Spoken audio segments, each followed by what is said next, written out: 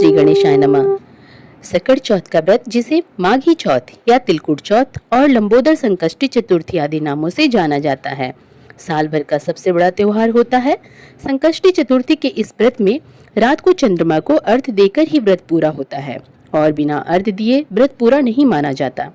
साथ ही सुबह उठकर सकट चौथ व्रत का संकल्प लेने के बाद ही व्रत की शुरुआत होती है। तो आइए विस्तार से जानते हैं सकट चौथ व्रत की संपूर्ण पूजा विधि और नियमों के बारे में।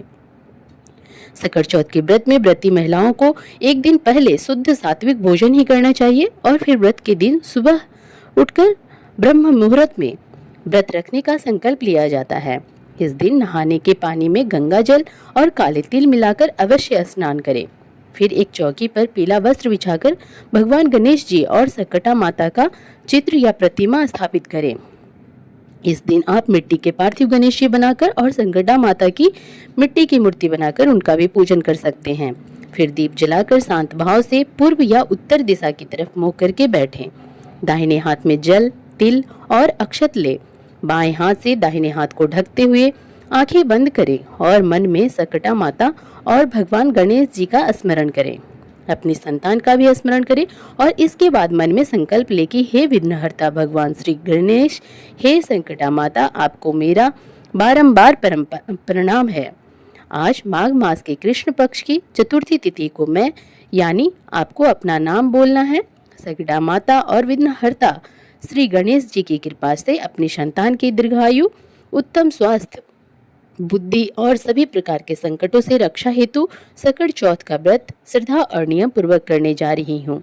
हे गणेश भगवान, हे सकटा माता, इस व्रत में जो भी भूल चूक हो जाए उसे आप अपनी कृपा से, अपनी दया से क्षमा करके मेरा व्रत स्वीकार कीजिएगा। अगर आपकी कोई और मनोकामना है तो उसकी पूर्ति के लिए भी प्रार्थना आप संकल्प लेते समय कर सकते हैं। संकल्प के बाद हाथ का जल, अक्षत, तिल जो भी आपके हाथ में है वो भूमि पर छोड़ दीजिए। अब गणेश भगवान जी को लाल चंदन या सिंदूर का तिलक करें। सकटा माता को भी तिलक लगाएं, पुष्प अर्पित करें। इस दिन भगवान गणेश को लाल गुड़ुल के फूल या लाल गुलाब का पुष्प अर्पित करना चाहिए। दुर्वा अर्पित करें। सकटा माता को भी श्रृंगार की सामग्री अर्पित करें और लाल चुनरी चढ़ाएं। पुष्पमाला आदि अर्पित करें। धूप दीप जलाकर व्रत की कथा का पाठ या श्रवण करें।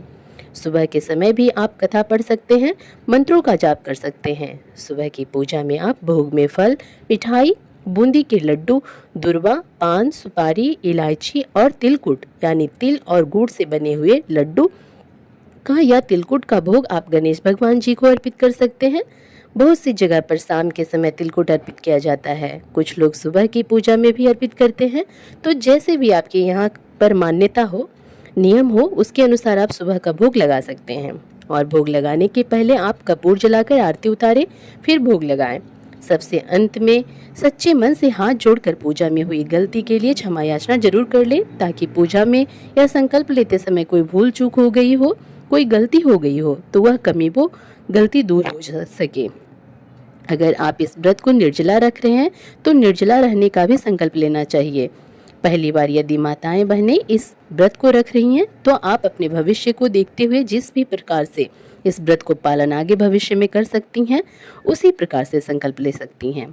गर्भवती महिलाएं यदि इस व्रत को रख रही हैं तो व्रत के दौरान सुबह से शाम तक थोड़ी थोड़ी मात्रा में जल, दूध या फल का सेवन आप कर सकती हैं।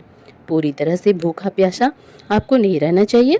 और जो भक्त निर्जला इस व्रत को नहीं रख सकते हैं, वे थोड़ी मात्रा में जल, फल या अन्य चीजों का जो भी व्रत में ग्रहण की जाती है उनका सेवन करते हुए इस व्रत को धारण कर सकते हैं। तो सुबह की पूजा करने के बाद दिन भर आप उपवास रखें। यदि व्रत नहीं भी रख रहे हैं तो भी सभी ग्रस्त जनों को या सभी सनातनी लोगों को इस दिन भगवान गणेश और सकटा माता की पूजा सुबह और शाम अवश्य करनी चाहिए। दिन भर व्रत के नियमों का पालन करें। शाम की पूजा में चंद्र देवता को अर्घ्य दिया जाता है, जो कि चंद्रोदय के समय अर्घ्य दिया जाता है। लेकिन उससे पहले जो शाम की पूजा है वो शाम की पूजा का गोधूली मुहूर्त या जो भी शुभ मुहूर्त आपको हमने अपनी दूसरी वीडियो में बता रखा है, उसमें आप शाम की पूजा कर सकते हैं। कुछ जगह पर सुबह के समय कथा पढ़ी जाती है। विधि विधान से पूजा सुबह के समय की जाती है तो कुछ लोग शाम को सूर्यास्त के आसपास का समय होता है, उस समय कथा का पाठ करते हैं और उसी समय तिलकुट का भोग लगाते हैं। कुछ जगह पर तिलकुट से बकरा बनाया जाता है जिसकी बलि चढ़ा दी जाती है और फिर प्रसाद के रूप में सभी लोग इसे ग्रहण करते हैं, जो कि तिल और गुड़ से ही बना हुआ होता है। तो शाम की पूजा में जैसा भी आपका नियम हो उसका पालन करें और शाम की पूजा करने के बाद 1 लोटा जल भरकर जरूर रखें, जिसमें आप हो सके तो चांदी का कोई सिक्का या कोई आपके पास हो तो चांदी का सिक्का या चांदी की अंगूठी हो तो वो भी डाल दे सकते हैं। जब भी आप कथा पढ़ते हैं तो कथा पढ़ते समय अपने हाथ में 7 गेहूं के अक्षत दाने रखें। कथा समाप्ति के बाद जो यह आंखें जिसको बोलते हैं गेहूं के दाने होते हैं, विशेष तौर पर उन्हें आप जल के लोटे में डाल दीजिए। फिर बाद में जिस जल में आपने आंखें डाली हैं, गेहूं के दाने डाले हैं, मतलब उसमें सफ़ेद पुष्प थोड़े अक्षत डालकर उसी से हमें रात को चंद्र देवता को अर्घ्य देना होता है। आपके पास चांदी की कोई वस्तु ना हो तो आप कोई भी सफ़ेद पुष्प और अक्षत और साथ में शक्कर या मिश्री जल के अंदर डालकर चंद्र देवता को अर्घ्य दे सकते हैं। अंगूठी या सिक्का यदि आप डालकर अर्घ्य दे रहे हैं तो विशेष सावधानी रखें। अर्घ्य देते समय उस सिक्के को फिर बाद में आप अपना यूज़ में दोबारा ले सकते हैं। रात के समय जब चंद्रोदय हो जाता है तब इस व्रत को खोला जाता है। चंद्रोदय होने पर ओम सोम सोमाय नमः या फिर ओम सह चंद्रमसे नमः कहते हुए चंद्र देवता को अर्घ्य दिया जाता है। जल से अर्घ्य देने के बाद अपनी जगह पर 3 बार परिक्रमा करनी होती है। चंद्र देवता की आरती उतारी जाती है। चंद्र देवता से भी मन ही मन प्रार्थना आप कर सकते हैं। फिर उसके बाद जो भी भोग अपने गणपति भगवान को इस दिन अर्पित किया है उसको प्रसाद रूप में ग्रहण करके ही यह व्रत खोला जाता है। और इस दिन यदि आपकी संतान है तो अपनी संतान को भी आप कथा का पाठ कराएं, उन्हें कथा सुनाएं और गणेश भगवान जी को भोग भी अपनी संतान के हाथों से लगवाएं। इस व्रत में नमक का सेवन करने से बचना चाहिए, लेकिन जिनकी बहुत ज़्यादा श्रद्धा हो, साथ ही साथ नमक का सेवन जिनके लिए बहुत ज़्यादा जरूरी है, केवल वही भक्त सेंधा नमक का सेवन करते हुए फलाहार कर सकते हैं। और फलाहार में मूंगफली, शकरकंद, आलू, लौकी, कद्दू आदि का सेवन भी किया जा सकता है। और सकट चौथ की जो भी पूजा सामग्री विसर्जन योग्य है, जैसे मिट्टी के यदि अपने गणेश भगवान और संकटा माता बनाए हैं तो उन्हें अगले दिन सुबह की पूजा करने के बाद विसर्जित कर दिया जाता है। और यदि आपके पास पहले से ही मंदिर में गणेश भगवान को विराजित अपने चौकी पर किया है तो उन्हें अगले दिन हटाकर वापस से पूजा स्थान पर रख सकते हैं।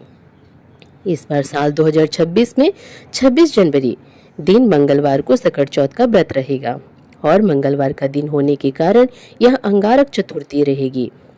और 6 जनवरी मंगलवार को चंद्रमा को अर्घ्य देने का समय रहेगा रात 9:07 पर। इसके बाद से आप अपना व्रत खोल सकते हैं। चंद्रोदय का समय स्थानीय शहरों के अनुसार या जगहों के अनुसार कुछ मिनटों का अंतर भी हो सकता है, तो आप अपने आसपास का पता कर लीजिएगा मंदिर में कि आपके शहर में, आपके गांव में या जहां भी आप रहते हो वहाँ चंद्रोदय का समय क्या होगा। इस दिन भद्रा भी लग रही है, जिसकी जानकारी हमारे चैनल पर पहले से वीडियो में दे दी गई है। अगर आपको यह वीडियो अच्छी लगी तो लाइक करें, कमेंट बॉक्स में गणेश भगवान की जय जयकार जरूर लिखिएगा। तब तक के लिए जय श्री गणेश।